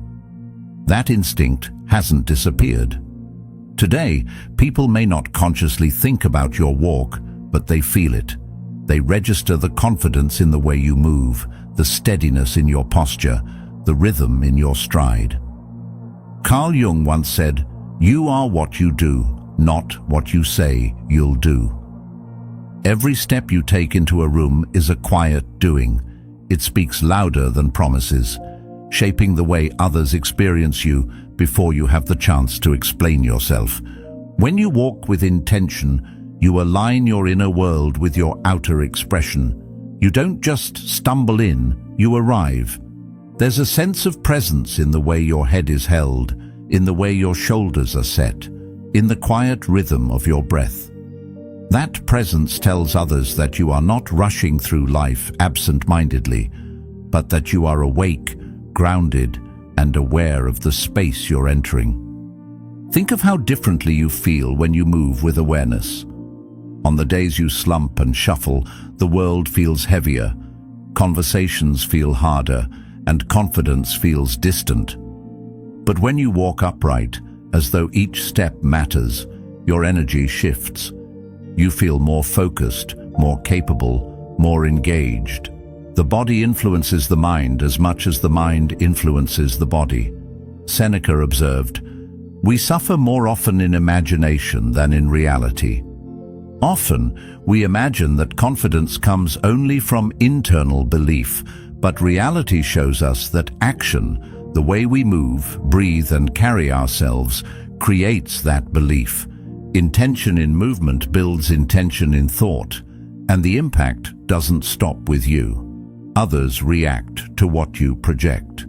If you enter a room distracted and hesitant, people sense it, and they mirror that uncertainty back to you. But if you arrive with steady posture and deliberate presence, they respond differently. They listen sooner, they trust quicker, and they respect more deeply.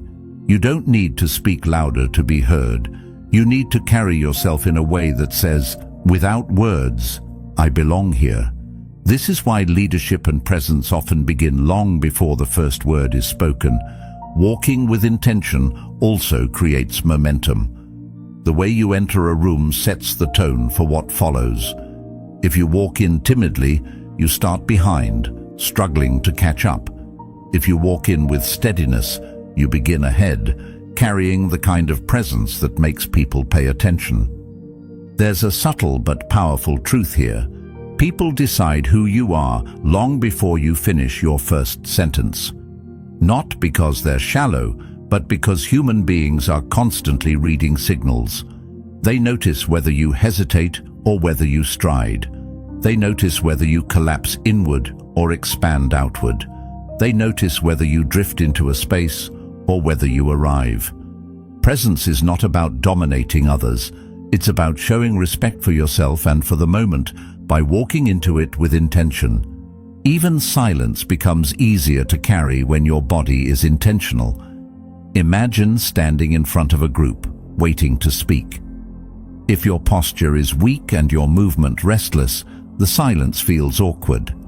But if your stance is steady, your shoulders squared, your breath calm, the silence feels deliberate. People lean in, waiting, because the stillness communicates confidence rather than discomfort. Consider how much of life is influenced by the way we show up physically.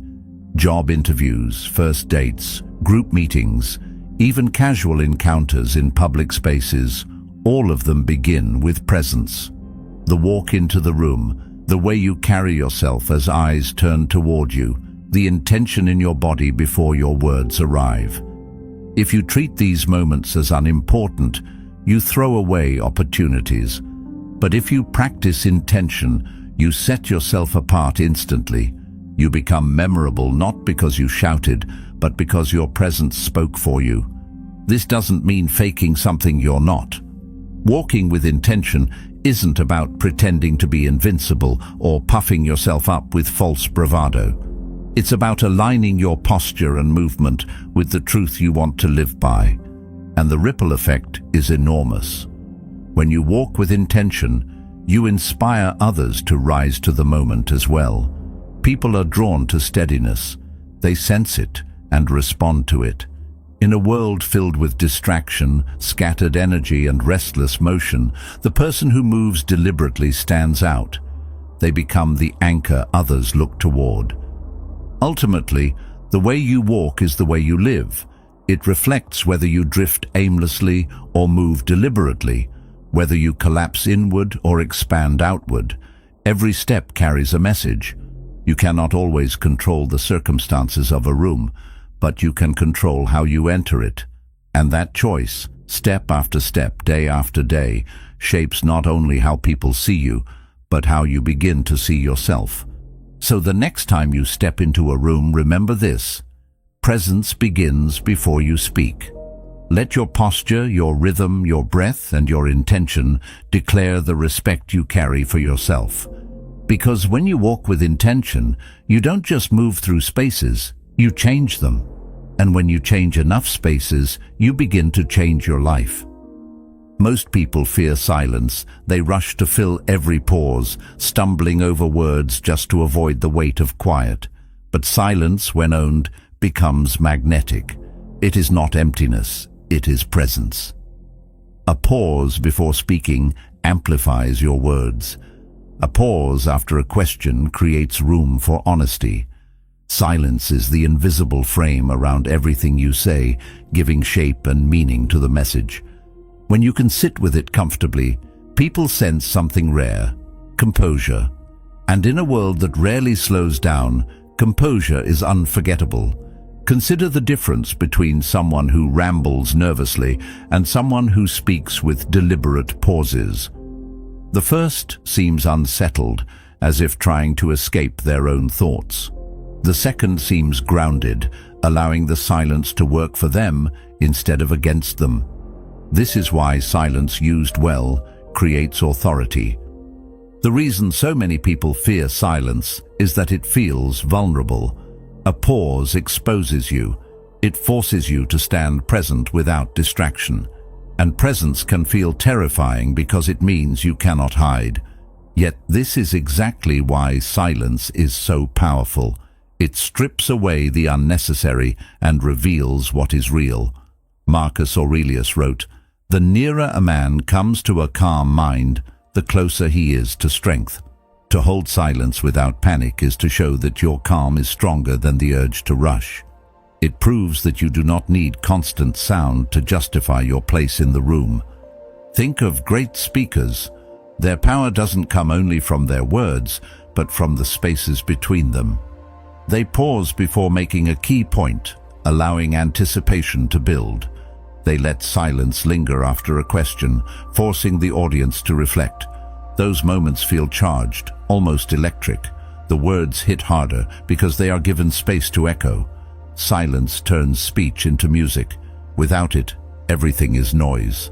Aristotle said, "Virtue lies in our power, and similarly so does vice." The choice to use silence with virtue, to guide it rather than fear it, separates those who are merely talking from those who are truly communicating. In everyday life, silence has the same effect.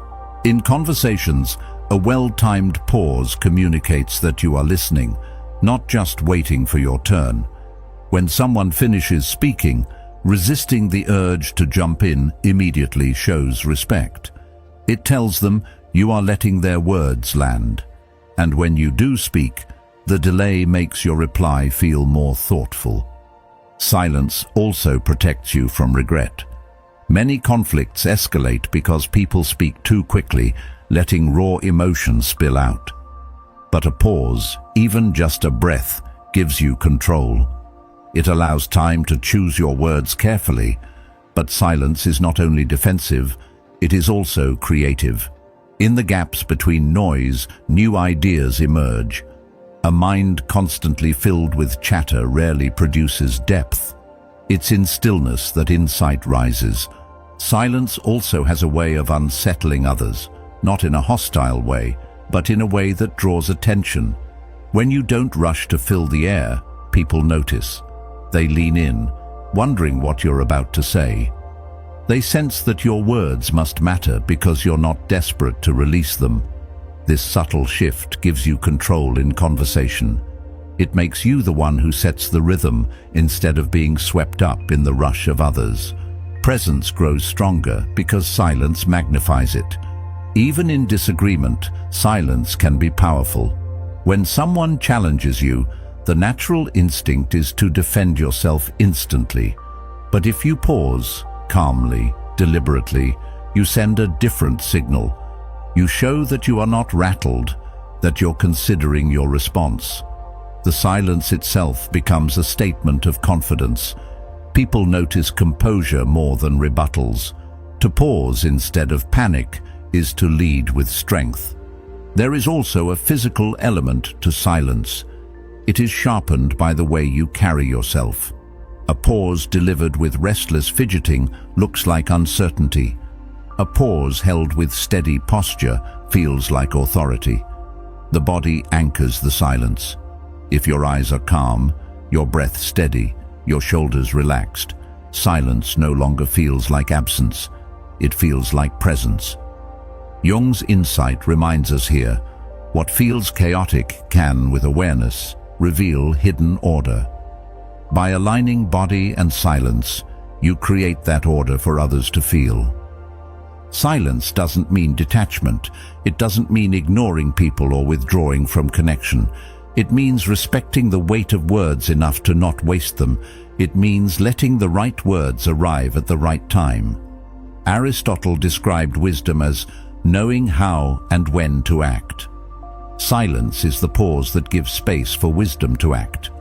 It ensures that when you do speak, it is not rushed noise, but chosen truth. And the practice of silence reshapes how you see yourself.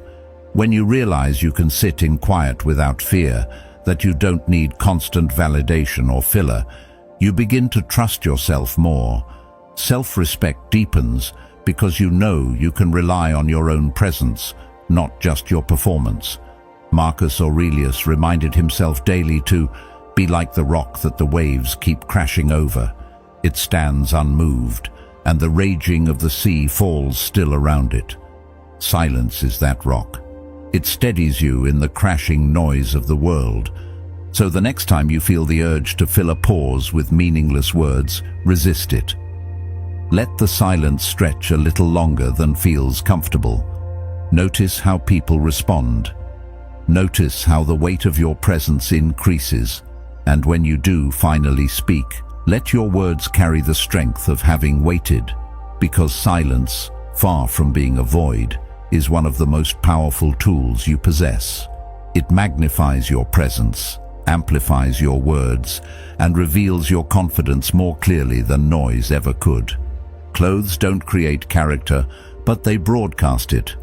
Before you open your mouth, before anyone has the chance to understand your thoughts, your appearance has already spoken for you. People may not consciously analyze every detail, but they register it. They notice if you look careless or composed, intentional or indifferent. Dressing with intention isn't about vanity, it's about strategy. It's about sending a signal that you respect yourself, and by extension, that you respect the people and spaces you enter. When you look the part, people listen sooner, trust quicker, and remember longer. Your appearance becomes the first sentence of your presence, one you can never take back. This doesn't mean spending extravagantly or following every passing trend. Intention isn't about extravagance. It's about alignment. It's choosing clothes that reflect the version of yourself you want to project. Marcus Aurelius once said, "The soul becomes dyed with the color of its thoughts." The same principle applies outwardly. Your clothing becomes a dye of your self-respect. If your thoughts are disciplined, steady, and purposeful, let your clothing reflect that order. If your goal is to embody composure, let what you wear carry that message quietly, without the need for explanation. What you wear also changes how you feel. On the days you step outside without thought, wearing whatever was closest at hand, you carry that carelessness into the rest of your behavior. But on the days you take the extra time to dress with care, your posture shifts. You stand taller, you feel more deliberate, you walk with more energy. Clothes influence psychology as much as psychology influences clothes. Seneca reminded us, "A man's character is revealed by what he laughs at. In much the same way, it is revealed by what he chooses to present to the world, even in something as simple as attire." And it's not only about you. Dressing with intention is also about the message you send to others. In professional settings, your clothing tells colleagues and clients whether you take the moment seriously. In personal settings, it tells friends and family whether you value the occasion. Carelessness in appearance communicates indifference, whether or not you mean it to. But care, even in simplicity, communicates attentiveness. But appearance on its own is not enough. Clothing is a frame. It must be matched by energy. You cannot wear confidence if your body language contradicts it. A sharp suit worn with slouched shoulders sends a mixed signal. A well-chosen dress paired with restless fidgeting creates dissonance. Authority and presence come when your inner energy aligns with your outer expression. Consider the people who are remembered long after they leave the room. Often, their presence was amplified by their appearance. They didn't have to announce themselves because their clothing and their energy announced them together. Their choices told you something about their discipline, their awareness, their respect for themselves and others. This is why intentional dressing becomes more than a personal habit. It becomes part of your influence. It's also important to note that dressing with intention doesn't mean dressing identically for every situation. Intention requires adaptability. What you wear to a business meeting will not be the same as what you wear to meet close friends. But in each case, the question remains, does this choice reflect the respect I have for myself and for the moment? Beyond perception, intentional dressing is about discipline. It's about refusing to let life become careless in the details. The habit of care in appearance builds the habit of care in action. When you choose your attire with thought, you train your mind to live with thought. You begin to treat each moment as one worth showing up for, rather than one to rush through without awareness. This discipline accumulates, shaping not only how others see you, but how you see yourself in the mirror each morning.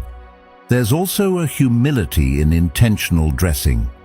It's not about proving superiority or showing off wealth. It's about contribution. When you dress with care, you elevate the energy of the space around you. You remind others that the moment matters. You give them permission to also bring their best selves. Jung's insight applies here. Authenticity is contagious. When your outward presence aligns with your inner respect, people feel it, and it invites them to rise as well. Even silence is sharpened by appearance. Picture two people standing before an audience, both saying nothing. One looks careless, and the silence feels uncomfortable. The other looks composed, their clothing chosen with intention, their posture steady. The same silence now feels powerful.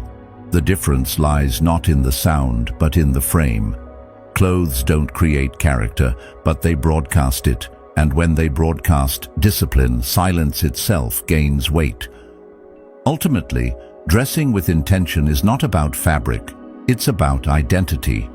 Each morning you make a choice, to show up as someone careless or to show up as someone deliberate. Over time, those choices become a story you tell without words, and people believe that story before they believe anything you say. The goal isn't to impress, it's to align how you see yourself with how the world first sees you, to align inner energy with outer presence, to align respect for yourself with respect for the moment. So the next time you open your closet, think carefully, not about trends, not about labels, but about intention. Ask yourself what message you want to send, not to the world alone, but to yourself. Because when you choose to dress with care, you're not just preparing for the day, you're shaping it. You're reminding yourself, with each deliberate choice, that you are someone worth respecting. And when you live that truth consistently, others cannot help but notice. The world is chaotic. Every day brings noise, urgency, and countless small storms that threaten to pull you off balance. Most people are swept along by that current, reacting impulsively to every inconvenience, every distraction, every small frustration. But every so often, someone walks into the same chaos and remains steady. They move with composure, they speak with patience, and they act as though they are untouchable by the frenzy around them. Calm energy is rare, and because it is rare, it is magnetic. People gravitate to those who remain grounded, not because they are louder or more forceful, but because they radiate the stability everyone craves but few cultivate. Calm is not passivity. It is not weakness. It is control. To project calm energy is to show that you are not ruled by circumstances but by choice. The storm may rage around you, but you refuse to let it dictate how you stand. Think about the last time you were in a stressful situation with others. Maybe it was a crisis at work, an argument at home, or even something as simple as getting lost in traffic. Most likely, some people grew impatient, their voices rising, their movements restless. Yet if there was someone who remained calm, who breathed deeply, who spoke slowly and clearly, everyone else felt their presence. Their calm became a lifeline. It brought order into the chaos, even if the problem itself wasn't solved yet. But calm energy doesn't appear by accident. It is built through discipline. It grows out of consistent habits that train the mind and body to slow down instead of rush, to observe instead of react. Daily practices, whether it's deliberate breathing, reflection, journaling, or simply pausing before responding, shape this quality. Calm energy is magnetic because it feels safe. People naturally trust those who do not lose control easily. In a leader, It reassures the team that panic will not cloud judgment. In a friend, it brings comfort that you can be relied upon. In a partner, it creates stability that nurtures trust. This doesn't mean calm energy is emotionless. It's not about being detached or cold. In fact, calm energy often communicates warmth more effectively than heightened emotion.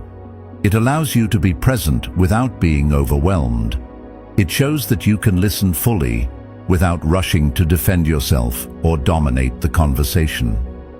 In practice, calm energy often looks simple: slower speech, measured breathing, deliberate movements. But behind that simplicity lies discipline. It takes effort to slow down when everything around you speeds up. It takes courage to pause when others rush to act. And it takes strength to stay grounded when others lose their footing. The presence of calm energy changes the way others respond to you. When you project calm, people interrupt less. They listen more carefully. They feel steadiness in your voice and begin to mirror it. Even without authority, you influence the room. This is why those who remain calm in high-stress moments often become natural leaders. Not because they forced control, but because their energy offered stability when it was most needed. Calmness commands attention without demanding it. But calm energy isn't only for others. It reshapes your relationship with yourself. When you practice calmness consistently, you stop feeling like a victim of life's chaos. You recognize that challenges will come, but they no longer decide your state of mind. You begin to trust yourself, knowing that you won't collapse into panic the next time something goes wrong. This self-trust is the deepest source of confidence, stronger than praise or recognition. It is the knowledge that you can rely on yourself. Seneca once advised, "He who is brave is free." Calm energy is a kind of bravery. It frees you from the chains of reaction. And it doesn't happen overnight. Calm energy is the product of countless small decisions. Taking a breath instead of snapping back, pausing before making a choice, starting the day with reflection instead of rushing into noise. Over time, these decisions form character. They create the kind of presence that doesn't waver when tested. The more you practice it, the more you notice its power. Arguments become shorter or don't happen at all because your calmness diffuses them.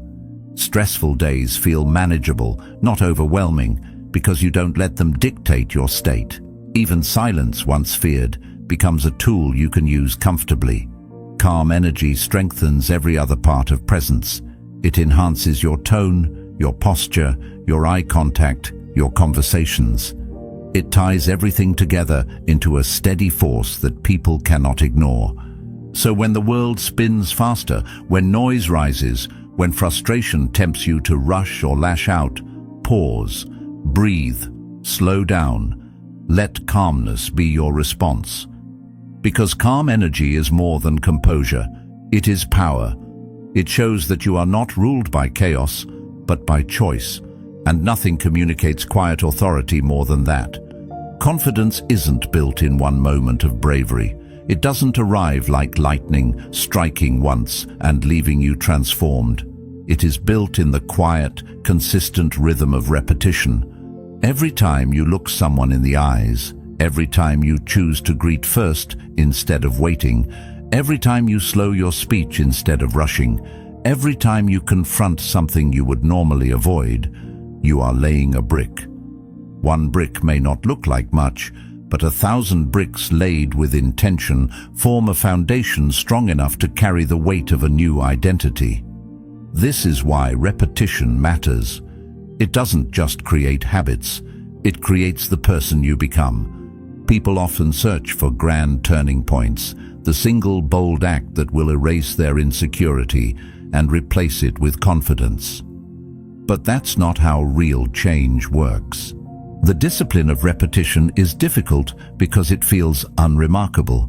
You don't feel a dramatic shift after saying hello to a stranger, after holding your posture steady, or after pausing before you speak.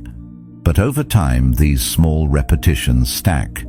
They build momentum. And suddenly, you realize you've become someone who no longer fears being seen, someone who no longer hides in silence, someone who carries confidence without needing to announce it. There's a quiet power in repetition because it transforms identity from the inside out. At first, you may feel like you're forcing yourself. You remind yourself to meet someone's eyes, to hold your shoulders upright, to speak with calm pacing. But the more you repeat, the less it feels forced. It becomes automatic. You stop practicing confidence and start living it. Even the most ordinary actions gain meaning when they are repeated with intention. Think about brushing your teeth. It doesn't feel like an accomplishment on its own, but repeated daily it prevents decay. In the same way, small habits of confidence prevent the decay of self-respect. Each deliberate choice builds strength that may not show immediately, but becomes undeniable over time. Carl Jung said, "You are what you do, not what you say you'll do." Repetition proves this. You can say you want to be confident, disciplined, respected, but unless you repeat the actions that embody those qualities, they remain empty promises. The challenge is that repetition is often boring. It lacks the thrill of bold gestures, but that's also what makes it powerful. Anyone can act brave once in a dramatic moment, but few can show discipline every single day. Repetition filters out those who are merely interested from those who are truly committed. And this process requires patience. Confidence built on repetition is not immediate. It is gradual, like a plant growing beneath the soil before breaking through into the light. At first, you may not notice progress. You may wonder if it's working at all, but slowly, almost invisibly, the changes accumulate. One day, you realize you are no longer afraid to speak in front of others. You are no longer shrinking back in social settings. You are no longer doubting whether you belong in the room. The repetition has done its work. It has shaped your identity without you even noticing. Repetition also strengthens resilience. When you practice discipline daily, you prepare yourself for larger challenges. By repeating small acts of confidence, you build the muscle to face bigger fears. Just as lifting light weights prepares the body for heavier loads, repeated small actions prepare the mind for larger obstacles. Marcus Aurelius reminded himself, "If you are distressed by anything external, the pain is not due to the thing itself, but to your estimate of it." Each repetition reduces the weight of fear, showing you that the obstacle was never as heavy as you imagined.